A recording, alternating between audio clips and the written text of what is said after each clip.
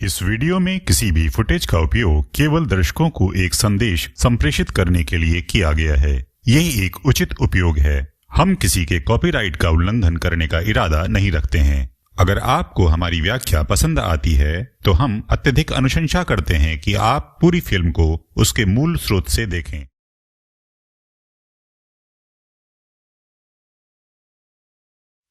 एक लड़की नॉर्वे के बर्फीले रास्तों से भाग रही होती है क्योंकि उसके पीछे ज़ॉम्बीज पड़े होते हैं और आखिरकार ज़ॉम्बीज उसे घेर कर मार डालते हैं। अब एक सड़क पर दो गाड़ियां आ रही होती हैं जिनमें कुल 7 दोस्त अपनी विंटर वेकेशन मनाने ऑक्स जा रहे होते हैं। वो अपने दोस्त सारा के केबिन में रहकर छुट्टियां मनाने वाले हैं। सारा का केबिन बर्फीली पहाड़ी के दूसरी तरफ होता है। केबिन के एक तरफ से ये 7 दोस्त जा रहे होते हैं और दूसरी तरफ से अपनी केबिन की ओर सारा भी आ रही होती है, लेकिन उस वक्त वो अपने केबिन में मौजूद नहीं है। ये सारे दोस्त ऑक्स पहुंचकर अपनी कार पार्क करते हैं क्योंकि आगे सड़क बर्फ से ढकी होती है, इसलिए गाड़ी ले जाना मुमकिन नहीं है। उसके बाद वेगार्ड अपनी स्नो बाइक निकालकर आगे चलता है और बाकी के दोस्त उसे फॉलो करते हुए उस बर्फीली पहाड़ी इलाके में जाते हैं। कुछ ही देर बाद ये लोग सारा के केबिन में पहुंचकर खूब मस्ती करते हैं, लेकिन सारा अभी तक नहीं आई है। और उस रात लीव को केबिन के बाहर कोई दिखता है, जिसे देखने के बाद वो तुरंत उस जगह पर आती है जहां ये सभी लोग बैठकर ड्रिंक कर रहे होते हैं। फिर लीव सबको ये बताती है कि उसने बाहर कुछ देखा है। ये बात सुनकर उसके सारे दोस्त तुरंत उसे देखने के लिए दरवाजे पर आते हैं। तभी दरवाजे के पास एक स्ट्रेंजर आता है जो उनसे एक कप कॉफी मांग रहा है। ये लोग उसे कॉफी देते हैं, लेकिन वो अजीब हरकतें करने लगता है। कॉफी पीते पीते वो उनकी टेबल पर रखी बॉटल को उठाकर पीने लगता है। वो इस तरह से बिहेव कर रहा है जैसे ये उसी का घर हो। उसके बाद वो अजनबी इन लोगों को उस जगह के डार्क पास्ट के बारे में बताने लगता है।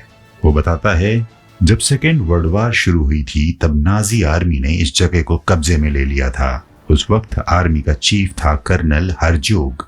लगभग 3 साल तक नाजी आर्मी उस जगह पर रहने वालों को ताड़ित करती रही और लूट खसोट करती रही, लेकिन कुछ दिनों के बाद इस डिक्टेटरशिप के खिलाफ बगावत शुरू हो गई।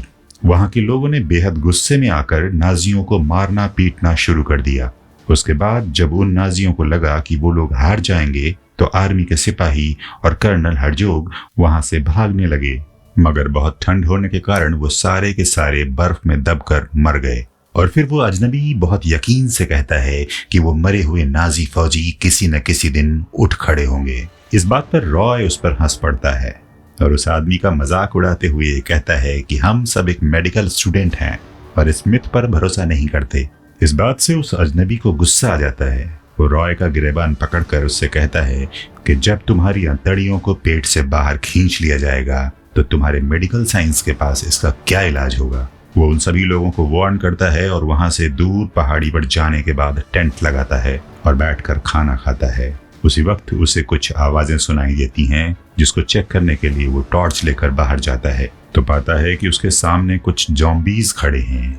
एक ज़ॉम्बी उसे घूरता है, तभी दूसरा ज़ॉम्बी पीछे से उसके गले पर वार कर देता है। वो अजनबी इंसान खुद को ज़ॉम्बीज से बचाते हुए अपने टेंट में भागता हुआ आता है और वो सारे ज़ॉम्बीज टेंट में आकर उसकी बेरहमी से हत्या कर देते हैं।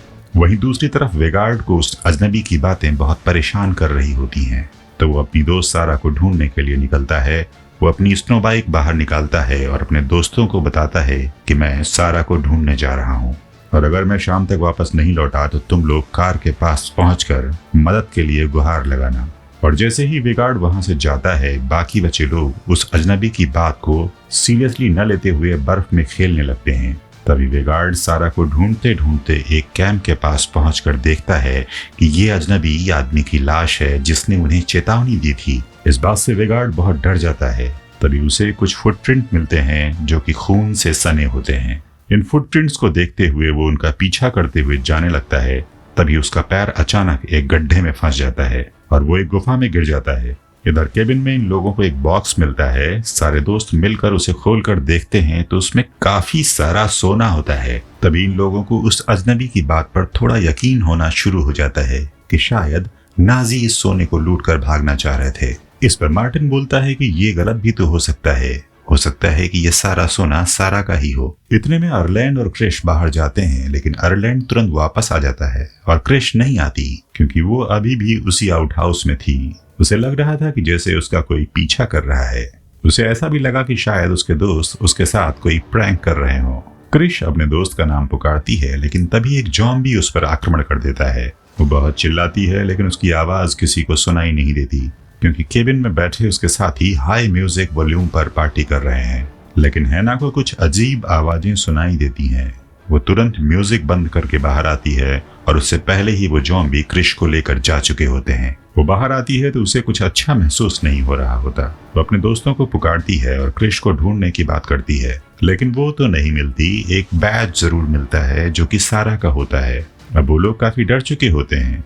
हैना शीशे की खिड़कियों से लगातार बाहर देख रही होती है, तभी अचानक खिड़की से सटे हुए क्रिश को देखती है। हैना बहुत खुश हो जाती है, लेकिन जब वो ध्यान से देखती है तो उसे पता चलता है कि वो क्रिश नहीं, क्रिश का कटा हुआ सर है। ये देखकर हैना काफी डर जाती है और चिल्लाते हुए अंदर की तरफ भागती है। ये सब कुछ देखने के बाद लीव उससे चिल्लाने का कारण पूछते हुए बाहर की ओर देखने लगता है। तभी एक ज़ॉम्बी उसके बाल को पकड़कर खींचने लगता है। सारे दोस्त मिलकर लीव की मदद करते हैं और ज़ॉम्बी से उसके बालों को छुड़ाकर एंट्री गेट को ब्लॉक कर देते हैं। लेकिन ज़ॉम्बीज इतनी ज्यादा संख्या में थे कि वो घर के चारों तरफ से उसमें घुसने के लिए बेकाबू हो रहे थे। तभी एक खिड़की से ज़ॉम्बी का हाथ घर के अंदर आता है और हैना एक धारदार औजार से उसका हाथ काट देती है।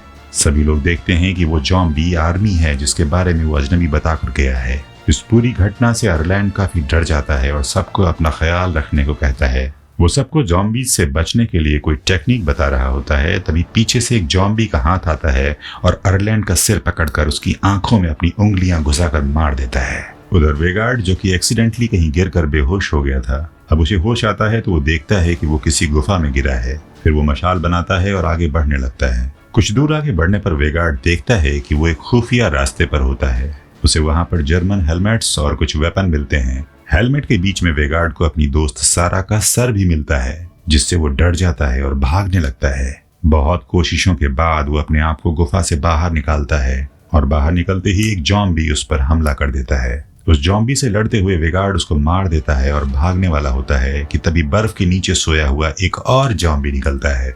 दूसरी तरफ केबिन में फंसे हुए लोग एक प्लान बनाते हैं कि कुछ लोग ज़ॉम्बीज का ध्यान भटकाएंगे और कुछ लोग गाड़ी के पास जाकर मदद मांगेंगे। फिर मार्टिन और रॉय ज़ॉम्बीज का ध्यान भटका रहे होते हैं। इधर हैना और लीव कार पार्किंग की तरफ भागने लगती है। ये दोनों लड़कियां रास्ता भूल जाती हैं और उनके सामने भी एक ज़ॉम्बी आ जाता है और उधर वेगार्ड ज़ॉम्बीज को मार देता है। तभी दो ज़ॉम्बीज और आ जाते हैं और उनसे फाइट करते करते वेगार्ड एक ज़ॉम्बी के साथ पहाड़ी से गिरकर एक रस्सी पकड़कर लटक जाता है। फिर एक ज़ॉम्बी वेगार्ड के गले में काट लेता है। तभी वेगार्ड उसे अपने से दूर धकेलता और रस्सी पकड़कर ऊपर आने की कोशिश करता है।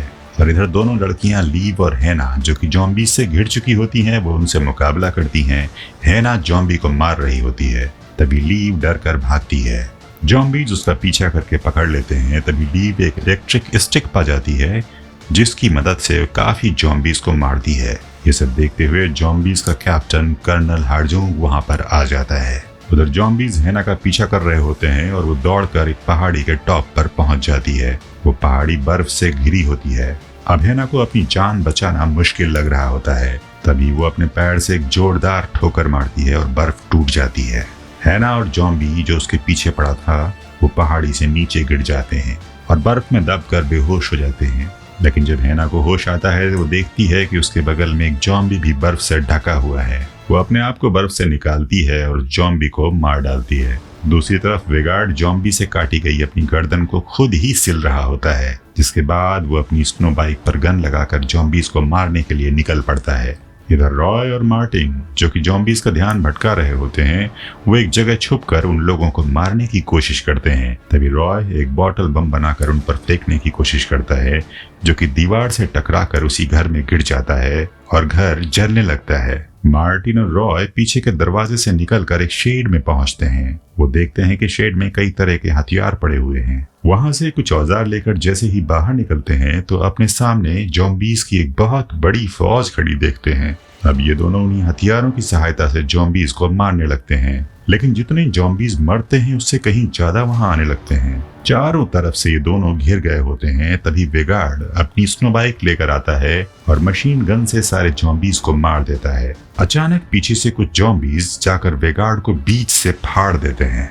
ये दोनों वेगार्ड को इस तरह मरता देखकर बहुत गुस्से में आ जाते हैं और सारे ज़ॉम्बीज को ताबड़तोड़ मारने लगते हैं। मार्टिन जब ज़ॉम्बीज को मार रहा होता है तभी उसके पीछे हेना आकर खड़ी हो जाती है, लेकिन मार्टिन को लगता है कि उसके पीछे ज़ॉम्बी खड़ा है। वो अपनी कुल्हाड़ी से उसके गले पर वार करता है और हेना मर जाती है। ये देखकर मार्टिन बहुत ही दुखी होता है। तभी सामने ढेर सारे ज़ॉम्बीज आ जाते हैं। ये देखकर दोनों फिर से लड़ने लगते हैं। तभी एक ज़ॉम्बी मार्टिन को उठाकर जमीन पर पटक देता है और उसके हाथ में काट लेता है।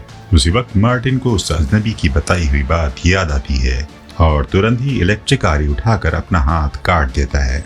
हाथ काटकर वो सोचता है कि अब वो उनकी तरह ज़ॉम्बी नहीं बनेगा, लेकिन तभी बर्फ के नीचे से एक ज़ॉम्बी निकलता है जो उसके पैर में काट लेता है। मार्टिन चीखने लगता है और पैरों से उसको मार देता है। अब बचता है तो केवल कर्नल हर्ज़ोग। मार्टिन और राय सोचते हैं कि तुरंत कर्नल को मार दिया जाए, लेकिन तभी कर्नल कुछ अजीब से स्लोगन्स बोलने लगता है, जिससे बर्फ से ढकी हुई पहाड़ी हिलने लगती है और जमीन फाड़कर बहुत सारे ज़ॉम्बीज निकल पड़ते हैं। ये देखकर रॉय और मार्टिन डर जाते हैं और वहां से भागना शुरू कर देते हैं। उनको भागता देखकर कर्नल हर्ज़ोग अपने पैर के पास पड़ा हुआ हथौड़ा उठाकर उनका पीछा करता है। तभी रॉय का एक पैर एक झाड़ी में फंस जाता है और कर्नल हर्ज़ोग वहीं पहुंचकर उसको हथौड़े से मारने लगता है। फिर रॉय अपने आप को छुड़ाकर भागने लगता है। तभी किसी पेड़ की टहनी उसके पेट में घुस जाती है और अंतड़ियां बाहर निकल आती हैं और वो मर जाता है। उसके बाद रॉय के जेब से कर्नल हर्ज़ोग एक घड़ी निकालता है, जिसे देखकर मार्टिन कुछ सोचकर उठता है और उस केबिन में पड़े बॉक्स की तरफ भागता है, मगर वहां पहुंचकर देखता है कि वो केबिन जल चुका है, लेकिन बॉक्स वहीं नीचे दबा होता है। मार्टिन तुरंत उस बॉक्स को खोजकर कर्नल हर्ज़ोग को दे देता है। उसके बाद मार्टिन दौड़ते हुए अपनी गाड़ियों की तरफ भागता है और जैसे ही गाड़ी के अंदर बैठता है और चाबी निकालने की कोशिश करता है, उसकी जेब से एक सोने का कॉइन गिरता है, जिसे हेना ने चोरी से उसकी जेब में डाला था। तभी गाड़ी के पास कर्नल हर्ज़ोग आ जाता है और सोने का कॉइन देखकर वो बहुत ही गुस्सा हो जाता है और एक ही झटके में गाड़ी का शीशा तोड़ते हुए मार्टिन को पकड़ लेता है, क्योंकि ज़ॉम्बीज की ये आर्मी अपने सोने के लिए इतना ज्यादा ऑब्सेस्ड है कि एक सोने का कॉइन भी कोई लेकर नहीं जा सकता।